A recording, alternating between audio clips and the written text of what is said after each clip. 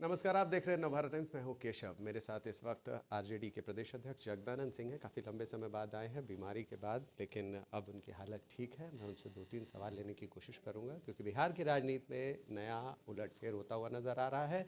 एक तरफ कांग्रेस अपनी बात कहती नज़र आ रही है। उसका कहना है कि प्रधानमंत्री का चेहरा राहुल गांधी होंगे, वहीं आरजेडी सहित जो तमाम दल हैं वो नीतीश कुमार के चेहरे पर जो है अपनी बात कहते हुए नज़र आ रहे हैं। सर, कहीं आपको नहीं लगता कि कांग्रेस जो है वो अपना राग फिर से लाती हुई नज़र आ रही है, जबकि आरजेडी और तमाम जो बिहार के विपक्षी दल हैं वो नीतीश कुमार के चेहरे पर सहमति जता रहे हैं?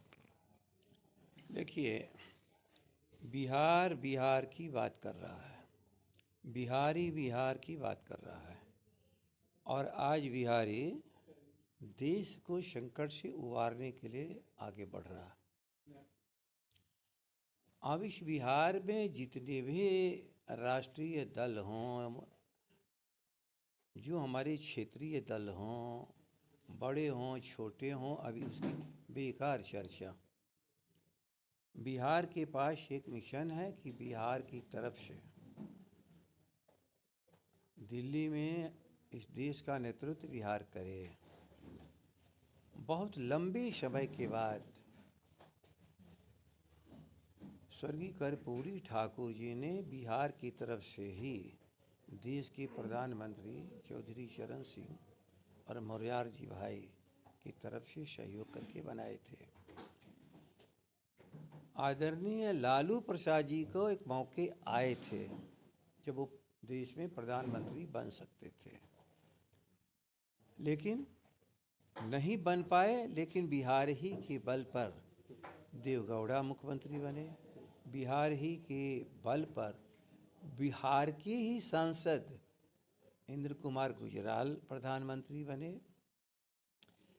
लेकिन संयोग से बिहार में जन्म लेने वाला आदमी कभी दिल्ली का हुकूमत नहीं संभाल पाया।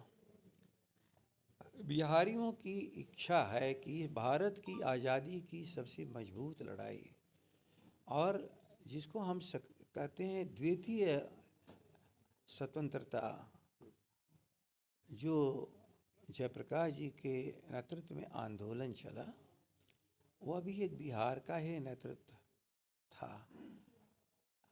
लेकिन जो अपेक्षाएं थीं इस मुल्क को एकजुट करके ले चलने की, ले जाने की, वो नहीं बन पाया।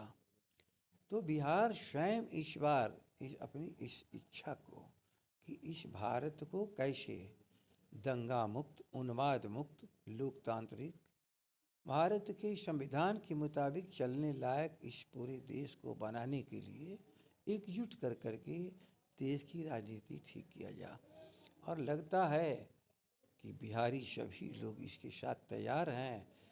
अब उसमें दल की ताकत, छोटा बड़ा ये वो अपने में आजमाने की ज़रूरत नहीं, बल्कि मैं कहूँगा कि पूरे बिहार की तरफ से एकजुट होकर के एक आवाज़ में पूरे देश के सामने इस विषय को रखना कि बिहार को एक मौका दो, सब लोग मिलके, कि बिहार इस देश को सही रास्ते पर ले चल सके। इसमें कोई शक नहीं है कि नीतीश कुमार ने विकास का काम किया है। इसमें कोई शक नहीं है कि नीतीश कुमार के चेहरे पर कोई सवाल उठना चाहिए, क्योंकि उन्होंने बिहार के विकास से लेकर अपने जो विजनरी योजनाएं जो चलाई हैं उसे केंद्र ने भी फॉलो किया है। बावजूद इसके क्या आपको लगता है कि क्या पूरे देश में नीतीश के चेहरे पर क्या सहमति बन पाएगी? ये बड़ा सवाल है। बिहार के नेतृत्व पर और बिहार के सभी लोग उनको आगे कर चुके हैं, इसलिए एक व्यक्ति के रूप में चेहरे की चर्चा शायद नहीं करनी चाहिए। ये बिहार के बिहारियों की इच्छा है कि बिहार नेतृत्व करे और बिहार के सभी साथी दल और आज के सबसे जीवित वरिष्ठ नेता माननीय लालू प्रसाद जी ने स्वीकार कर चुके हैं कि हाँ, आज जितने लोग हैं उसमें नीतीश जी को आगे कर करके बिहार का प्रतिनिधित्व इस हुकूमत में जो दिल्ली की है उसके हाथ में सौंप करके इस देश को सही दिशा दी। क्या बिहार की इस इच्छा का सम्मान अन्य राज्य भी जो है देश के वो करेंगे? क्योंकि बिहारी एक बड़ी संख्या में है, तादाद में है, लेकिन क्या वो सभी लोग बिहार की इस इच्छा का सम्मान करेंगे नीतीश के चेहरे पर? आप जरा ठीक से इतिहास पर जाओ। जब शाहाबाद से कुंवर सिंह का आंदोलन चला तो क्या राष्ट्र ने उसको सहयोग नहीं किया? क्या गांधी जी को आगे करके फिर बिहारियों ने तो देश के आज़ादी की लड़ाई लड़े, तो क्या देश नहीं किया? हम तो किसी को परदेशी नहीं मानते हैं, देश हमारा है। लेकिन क्या बिहार अन्यों के लिए परदेशी है क्या? फिर जब प्रकाश नारायण जी जब इस लड़ाई लड़े तो क्या देश साथ नहीं दिया? सवाल केवल उस कुर्सी पर बैठने का नहीं, समस्या मुक्त जो आज देश में पैदा है, समस्या से मुक्ति दिलाने का अभियान बिहार शुरू कर रहा है। और एक नहीं अनेकों बार आज़ादी की लड़ाई से लेकर के, द्वितीय आज़ादी से लेकर के आज तक बिहार की बात मानी गई है। इस बार भी हमें आशा है कि बिहार की बात मानी जाएगी। एक फ़र्क केवल कर सकती हो आप कि बिहार ने केवल विषय को रखा, व्यक्ति को नहीं रखा। बिहार इस बार विषय और व्यक्ति दोनों के साथ खड़ा है। बिल्कुल बिल्कुल। बीजेपी के अधिनायकवाद पर कल ललन सिंह ने सवाल उठाया और बीजेपी में काफ़ी हमलावर रहे। नीतीश कुमार भी कल अपनी खुले अधिवेशन में काफ़ी ज़्यादा आक्रामक नजर आए। उन्होंने कहा कि बीजेपी तमाम संस्थाओं पर कब्जा कर रही है। तो इस अधिनायकवाद से आप और जो तमाम विपक्षी दल हैं वो किस तरीके से मुक्ति दिलाएंगे? देखिए, हम लोग तो सतत संघर्ष में शामिल हैं, जिसको राजद कहिएगा, जो लालू प्रसाद जी के मार्गदर्शन में आज भी चल रहा है, और नीतीश जी भी अब उसी बात को कह रहे हैं। तो मतभेद का कहाँ सवाल है? हम सब लोग एक साथ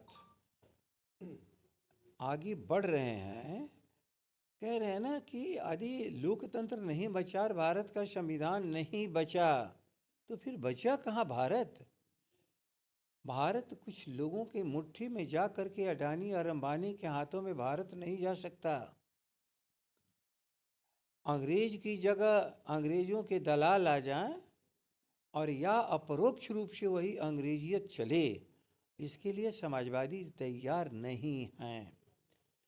देश की बहुमत आबादी गांव में, झोपड़ियों में, सड़कों के किनारे, खेतों और खलिहानों में मेहनत और परिश्रम करके इस भारत की ताकत पैदा करती है, और उन्हीं के बेटे जा कर के शहादत देते हैं, इस देश की रक्षा भी करते हैं। कोई बता दो दे, चाहे दौलत जिसकी पास है और चाहे गणना कर जा कि हिंदुस्तान के 5 धनाढ्य लोगों में भी भारत का भी एक फलाना व्यक्ति है, लेकिन जब मोर्चे पर शहादत की बात आती है तो वे श्रीमान जी लोगों के बेटे और उनके खानदान के लोग वहाँ नज़र नहीं आते। उसी भूखे और नंगे को जिसको रोज़ जलील करते हैं, उन्हीं की बेटों की शहादत पर उनकी सारा, जिसको कहते हैं कि स्वतंत्रता के बाद के सारे धन दौलत पर कब्जा करके शोषण कर इस देश में जहाँ होना चाहिए था समता रूपी समाज का निर्माण, वहाँ शोषण का ये समाज चला रहे हैं। इसलिए विदेशियों से आज़ादी, लेकिन देश के लोगों ने विदेशियों से भी खतरनाक हमारी आज़ादी को खतरे में डाला है। उसे मुक्ति का अभियान है ये, और जब मुक्ति के अभियान के लिए जनता एक बार आगे बढ़ जाती है तो उसके सामने कोई भी पहाड़ भी के रूप में खड़ा हो तो जनता उसको ठेल करके आगे बढ़ जाती है। यह सचमुच गांव के आज़ादी का सवाल बिहार के लोगों ने उठाया है, लेकिन व्यक्ति भी तो उसका नेतृत्व करता ही है, जो नीतीश को लोगों ने मान लिया है। जी, आखिरी सवाल लेना चाहूँगा आपसे कि क्या इस आगे बढ़ाने वाली जो आज़ादी की लड़ाई, आप एक दूसरी आज़ादी और दूसरे जो एक अधिनायकवाद से जो आज़ादी की आप बात कर रहे हैं, कहीं ना कहीं उसमें कांग्रेस एक बार फिर से पलीता लगाती हुई नज़र आ रही है? यहाँ पर उनके साथ उन्होंने साफ तौर पे कहा है कि हम बराबरी का हिस्सा चाहते हैं और 13 सीटों की डिमांड करते हुए नज़र आ रहे हैं आगामी लोकसभा चुनाव को लेकर। तो क्या लगता है कि जैसा कि बिहार में कहीं ना कहीं कांग्रेस सिमटती हुई नज़र आ रही है, अपनी ज़मीन खोती हुई नज़र आ रही है, क्या लगता है कि ऐसे में 13 सीटें देना इस मुक्ति के रास्ते में बाधक नहीं होगा? मैं थोड़ा इतिहास में नहीं जाना चाहता हूँ, लेकिन एक याद दिला देता हूँ। जब यूनाइटेड बिहार था, जो झारखंड और बिहार, तो 54 सीट में 53 सीट हम लोग जीते थे, एक कांग्रेस थे। अब 12 गुना, इसलिए कोई संकुचित नहीं है, सभी विस्तार की तरफ ही जा रहे हैं।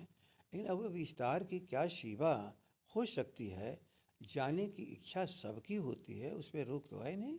इससे पहले भी हम लोगों ने लोकसभा चुनाव, विधानसभा चुनाव देखा है, कांग्रेस को आपने खुले मन से सीटें बंटवारे के वक्त आपने दी, लेकिन उतना फायदा नहीं हुआ। क्या लगता है आपको? मैं एक ही बात कह रहा हूँ ना, 1 से